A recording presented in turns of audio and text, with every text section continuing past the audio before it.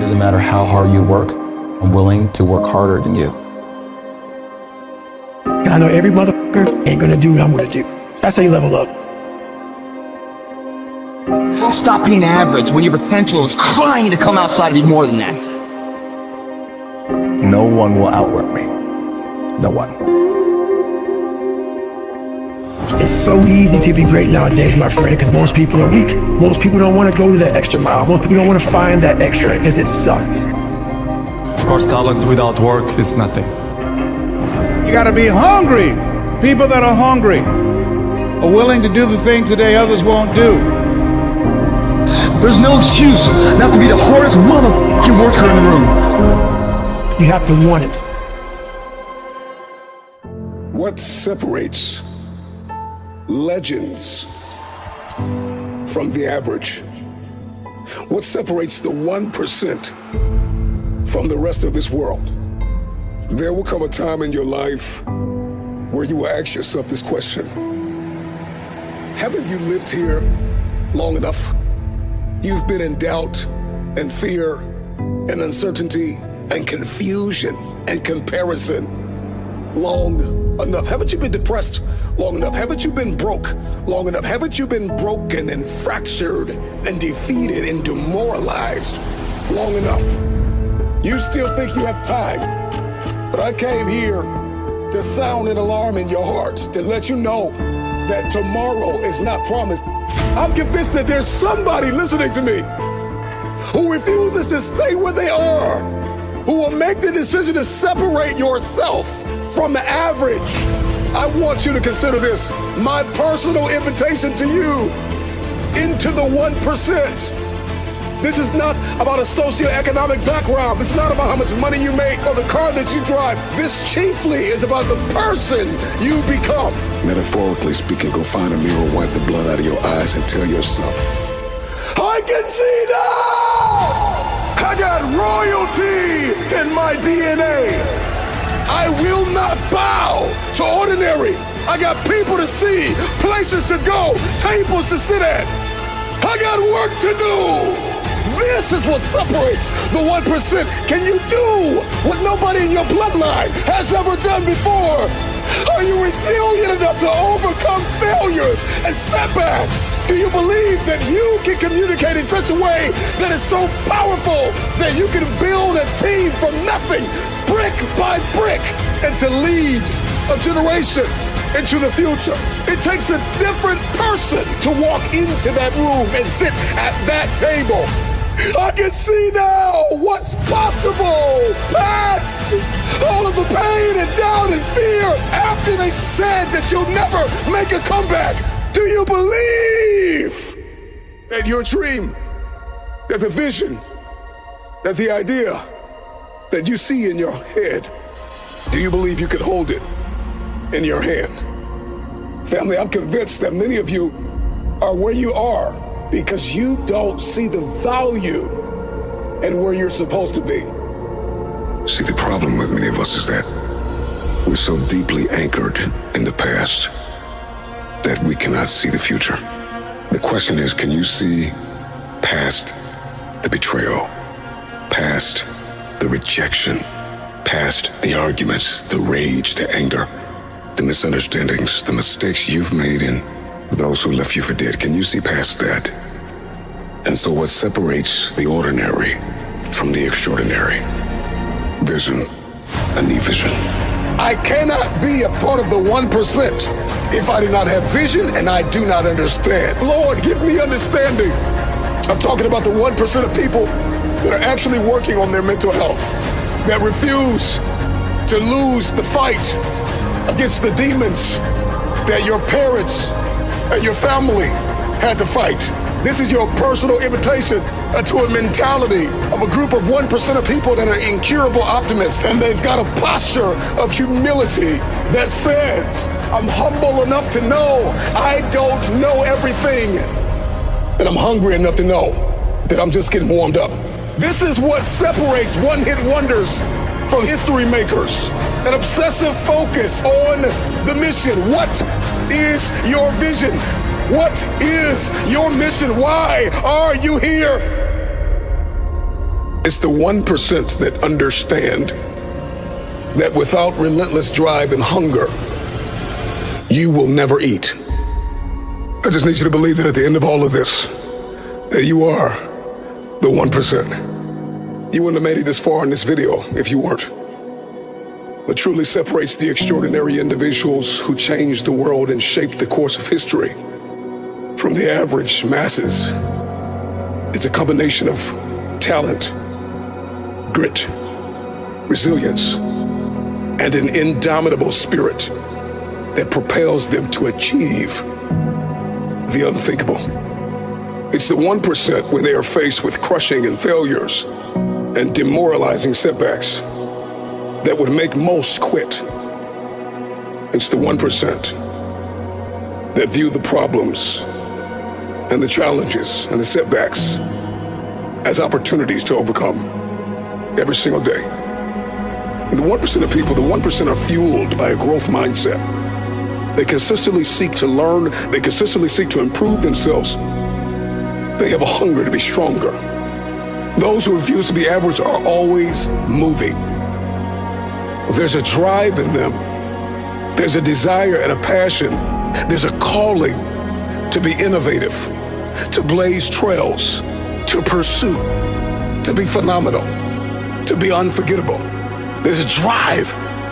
There's a hunger. It's what they eat. It's what they breathe. The process. It's who they are becoming on the way to the target. And these are the people that can push through pain, and they can see a luminous future. They can see what's possible. They can feel their stored up potential.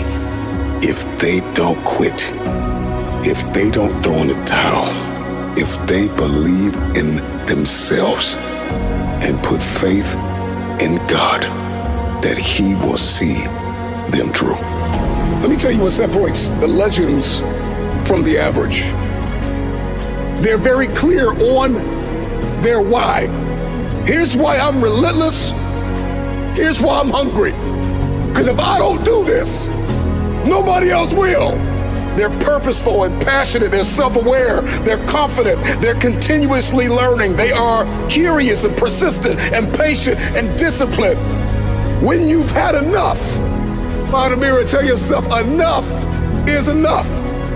I refuse to be average. Enough is enough.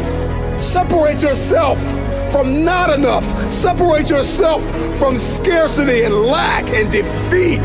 The greatest version of you is not the I can do anything version of you. The greatest version of you, come on, you know it, is the person that's got parameters. The person that says, no, I can't do that. I can't go there. I can't taste that. I can't touch that. I've got an unwavering self-belief and a confidence. I've got impeccable integrity and values and character. I will not bow to ordinary. I got people to see, places to go, tables to sit at. I got work to do. I just need you to believe that at the end of all of this, that you are the 1%.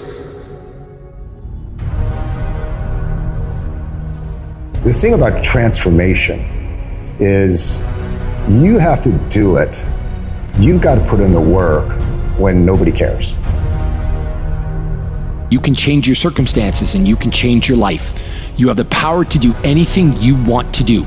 You just need to be willing to do things differently than you've done before. You gotta feed yourself the food that is required to power the body that you want. It's not about trying to be a lone ranger more than it is about taking responsibility and prioritizing yourself first. Now what are you gonna do? You're gonna worry? You're gonna cry? You're gonna give up because it's hard? Who said it's supposed to be easy? But if you want to change your life, you'll need to do what's right, not what's easy. Too many people choose the easy road even when they know it's not the right road. Take the path less traveled. Mediocrity is everywhere right now. And we're all trying to find an easy way out. That's the mediocrity of life. It's like I worked myself so hard that I turned a person this up into this mother right here. We gotta take responsibility and we have to pay the price of results. Count up the cost and pay the price.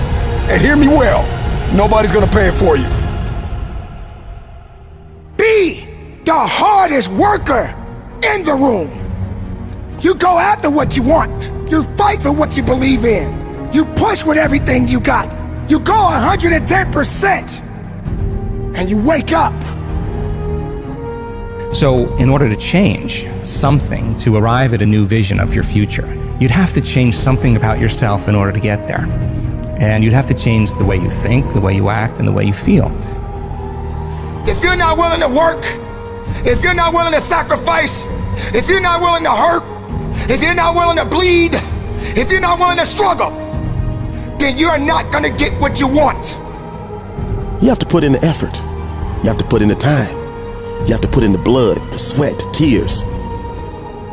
If it doesn't sting a little bit, if it doesn't burn a little bit, if it doesn't make you a little uncomfortable, you probably won't get very much out of it. You gotta move your body. You gotta change your energy and your focus. Like, if you're not happy, you either have to change your life or change your blueprint. I've got to be willing to do the uncomfortable things consistently that I don't want to do. You're already in it now. All you gotta do is keep going through it. And when you start to feel weak, find a way to be strong. Don't let weakness overcome your power. Don't let weakness tell you what to do. Don't let weakness say that it's over. Just because you are depleted doesn't mean you are defeated. What were you placed here to do? Get to work, get to work, get to work. Each and every day, you're executing some type of game plan. That game plan is either going to lead you to massive success or massive failure.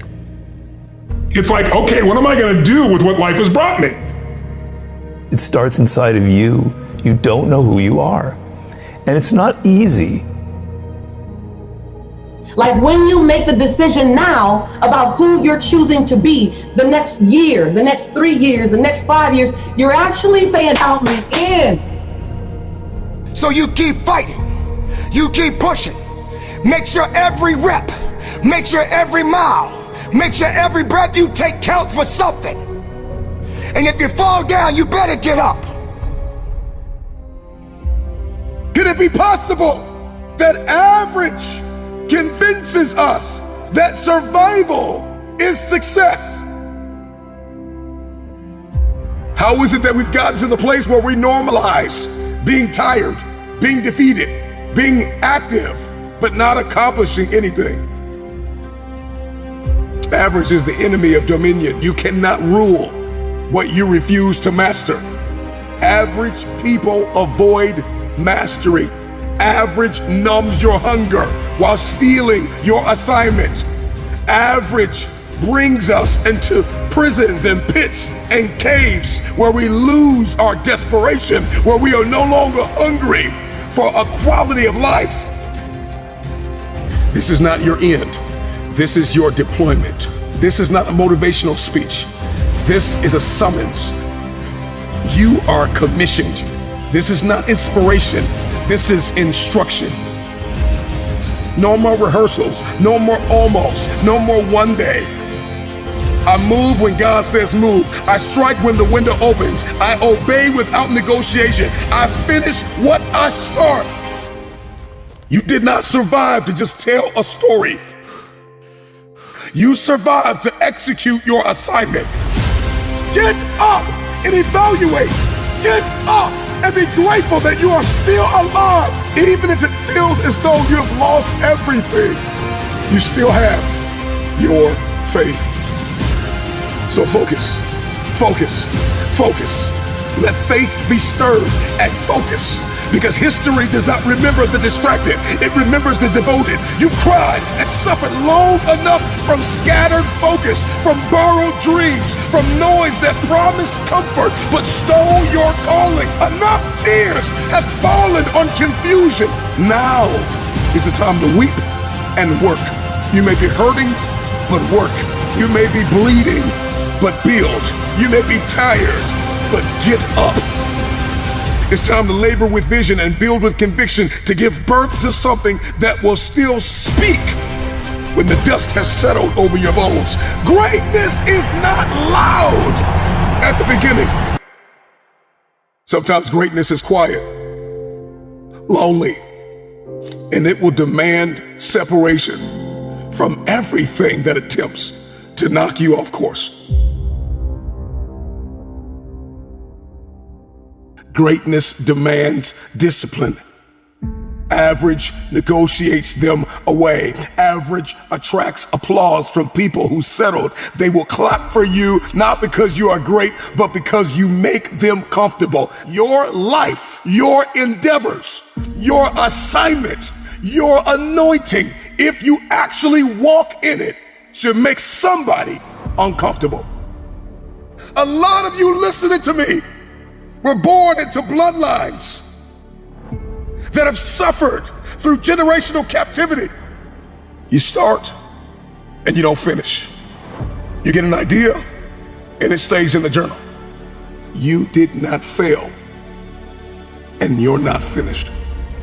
You did not come this far. You did not sweat that hard. You did not bleed and grind and hustle and pray and fast and hope for your heart to stop beating here. I need you to declare this with me.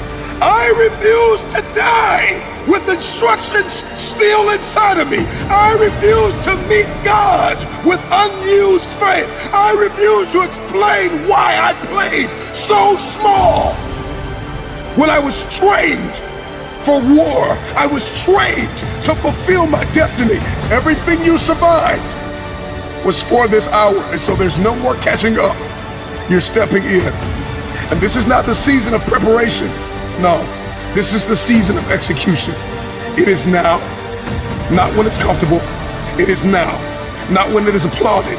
The time is now, because your moment, your opportunity, the open window, this cannot be rescheduled.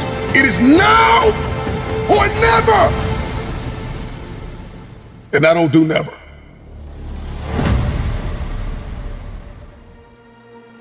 This is the hour to shut the door on all trivial pursuits and concentrate your strength to one assignment. Do you want an ordinary life or do you want an exceptional one? A life full of faith, fire, fulfillment, significance, passion, and purpose. I don't know about you, but I would rather be a master of one thing, exceptional with one idea, that I stayed the course, that I remained faithful, than to be notorious for starting something and not finish it. There are destinies attached to the decisions that you make. Your family, your community, your country, your people, generations are waiting on the discipline you keep postponing. The future is listening for a voice that refuses to be average. Decide now that you will be exceptional, that you will lead a life that is absolutely extraordinary. You've got rooms to walk in, tables to sit at, families to impact, generational captivity to break. But you gotta believe, because consequences come when we remain comfortable. You think you came this far to be average, to be ordinary? All of the times the enemy underestimated you? After everything you've been through, you're gonna settle for average. I am not forgotten. I am not disqualified. And I am not finished. I am aligned. I am authorized. I am appointed. I am awake. Each tear that I have cried has been the tuition that I must pay to fulfill my destiny. I did not come this far to almost obey, to almost figure it out, to almost finish. I did not come this far to just understand. I did not come this far to just take notes at a conference and not fulfill what it is that God put me on this planet to do. This is not your end. This is your deployment. You're not finished. I'm not asking if this is my time. I am declaring it. Most people don't want to go to that extra mile. Most people don't want to find that extra because it sucks. It's miserable. It's lonely. You talk about that you were lonely by yourself. I was the same way. And that used to hurt me growing up. Now I thrive in that shit. That's the only place to be. It's that one time where I have an hour and a half every day. It's dark out, it's quiet, I don't have my phone, there's no notifications, my mind is clear. My name is Kobe Bryant. I'm 17 years old, and I wasn't invited to parties or friendly gatherings on the weekend. So on Fridays and Saturdays, I would go in my rec room with my basketball and basically dribble myself to sleep. And I think that was the best thing that could have ever happened to me, because during those lonely hours in the rec room, I discovered the hunger, the motivation, and the desire to be the best possible basketball player that I could be. When I get alone with myself, I get alone with my thoughts, I realize I've made solitude a monster, masquerading in my life as a constant reminder that I am not enough, when the truth is,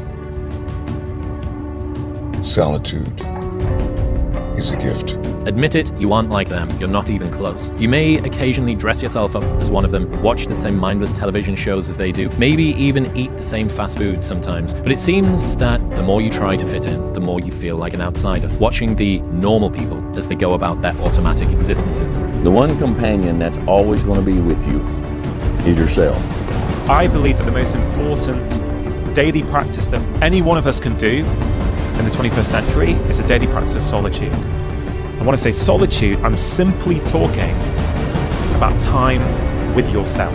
There are going to be seasons in your life where nobody is coming. Nobody's coming to support you. Nobody's coming to help you. Nobody's coming to save you. No one is coming to rescue you. You got to pull yourself out of the pit of misery and put the work in. Sure, you can talk about it. Sure, you can plan it. At some juncture, you have to disappear and put the work in and come back and shock everybody that doubted you. That gnawing feeling when you realize you've outgrown your social circle isn't loneliness. It's your ambition finally speaking louder than your need to belong. Start making yourself a companion that you're comfortable with. If you get up and the first thing you do is start consuming from the outside, whether it's news, whether it's social media, even if it's good quality information, you've lost an opportunity to listen to yourself. It is some of the most powerful moments of my day, and I need that more mentally than physically. And what used to happen during those morning runs is that solitude provided me ideas for where to take the business, how to grow the team, who needs hired, who needs fired. What can we do from a customer acquisition standpoint and strategy to scale and keep growing? And I was filled, my cup was filled during those morning runs on how to grow this business.